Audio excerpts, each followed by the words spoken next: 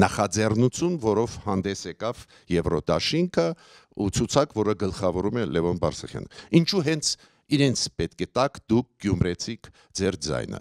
Իդեպ ասեմ ձեզ, դա շատ կարևոր է հասկանալ, որ խոսքը գնում է դրա մասին, որ մարդիկ ընտրվեն, ձևավորեն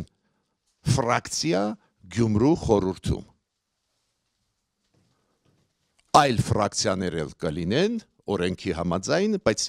ես ուզում եմ ասել, ես համարում եմ, որ այս ֆրակցիան անպայման պետք է լինի Գյումրու խորհրդում։ Ինչու պետք է լինի։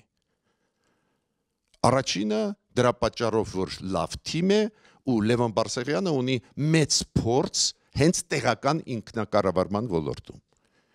Երկրորդը ծրագրում էլ դա կա, նաև կենսագրությունով իր Լևոն Բարսեղյանը ապացուցեց, որ ինքը գիտի ոնց պետք է փոխել օրենքները, սահմանադրությունը, որ ինքնակառավարությունը աշխատի։ Տեղական ինքնակառավարումը, որ սկսի աշխատել։ Այլ երբ որ մենք գնում ենք Եվրոպա ու հիացած ենք, որ ամենախուլ գյուղը մտնում ես, իդեալական մաքրություն է, ասֆալտն է, ամեն ինչ իդեալական է, դա կենտրոնական իշխանություններից կախված չի այդ երկրներում եվրոպական։ Դա գալիս է նրանից, որ մունիցիպալ իշխանությունները ունեն մեծ լուրջ լիազորություն։ Ու շատ կարևոր է ընտրել այդ ֆրակցիան, որը այդ փորձը գիտի ու այդ փորձի օգտակար մասը կբերի Հայաստան։